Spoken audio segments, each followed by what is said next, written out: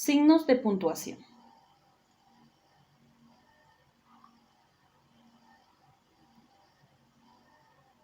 Los signos de puntuación son necesarios para lograr una comunicación óptima por escrito. También se ven reflejados en la forma en cómo nosotros entonamos. Pero antes de ello es necesario reconocer qué es un enunciado. Y el enunciado no es más que un grupo de palabras ordenadas con significado completo. Veamos un ejemplo. Martina juega fútbol. Estamos encontrando que hay un sentido completo, un propósito y hay un verbo, juega. Miremos otro ejemplo. Eres divertido. Eres es el verbo y hay un sentido completo en esta oración de estas palabras que se encuentran juntas. Ahora bien, no todas las palabras que están juntas tienen sentido completo.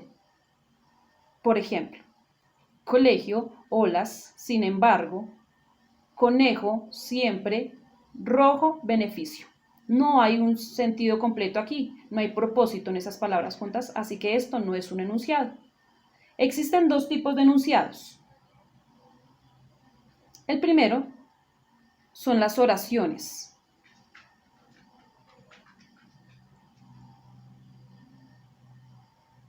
Y estas tienen un verbo, siempre. También están los enunciados, las frases. La frase, al contrario de la oración, no tiene un verbo. Miremos un ejemplo de las oraciones y que tienen un verbo. El carro es de color verde. Es el verbo. Tiene un verbo, por lo tanto es una oración. Miremos otro ejemplo. Hola, ¿cómo estás? Estás es el verbo. Encontramos entonces que también es una oración.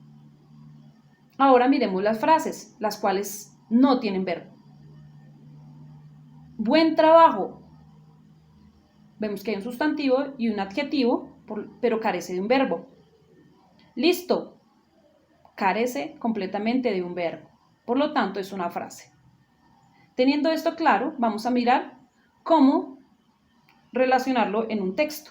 Y encontramos que el texto está compuesto de palabras.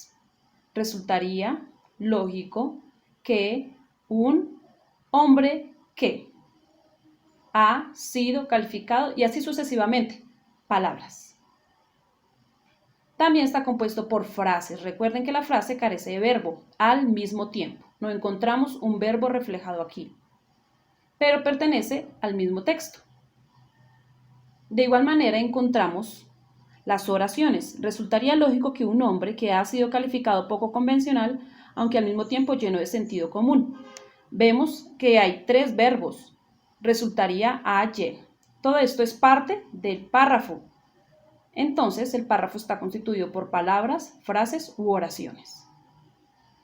Teniendo esto claro, miremos entonces cómo ejecutar en los textos los diferentes signos de puntuación. Y empecemos entonces por la coma. La coma indica una breve pausa en la lectura.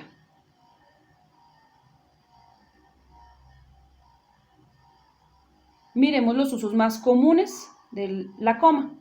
Primero, para separar palabras. Esto con el fin de que el texto sea más claro y más ordenado y no haya confusión en el momento de leerlo.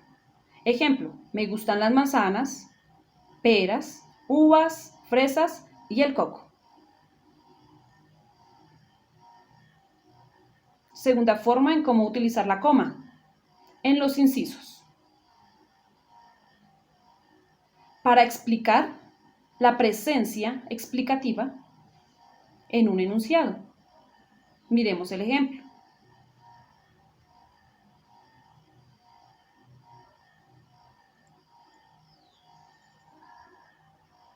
Simón Bolívar, el libertador, aclaración explicativa, nació en Venezuela.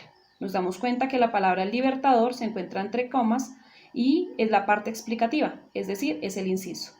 Miremos el tercer ejemplo, para separar oraciones en un mismo enunciado.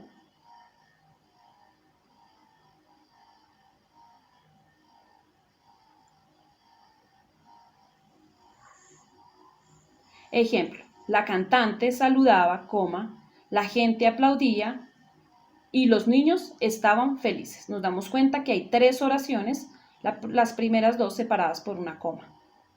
Revisemos ahora el punto.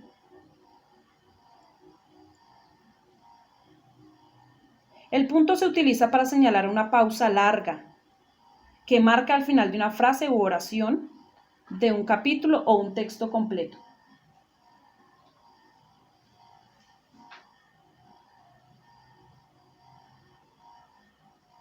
Miremos los diferentes usos del punto. Encontramos el punto seguido, que separa enunciados dentro del mismo párrafo. Después del punto, siempre se debe continuar con la primera letra en mayúscula.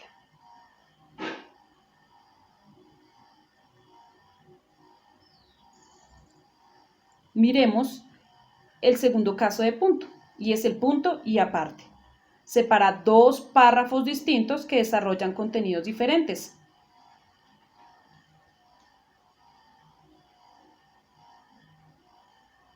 Tienen que ver con el tema central, pero las ideas son diferentes, es decir, hablaríamos de ideas principales y secundarias.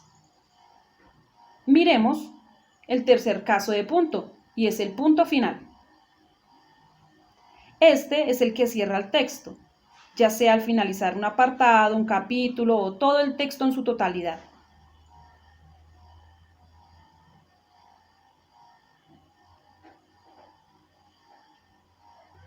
Y por último, revisemos el punto y aparte.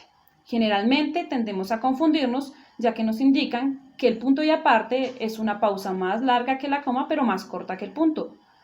Pero empecemos por decir que es un jerarquizador de información.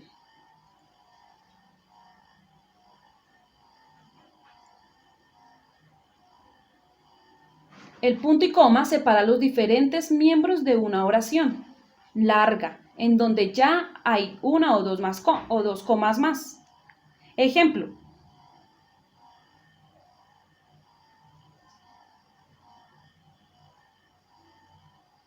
Hizo muchos negocios, tuvo mucha plata, punto y coma, sin embargo, jamás habló de ello. Punto final.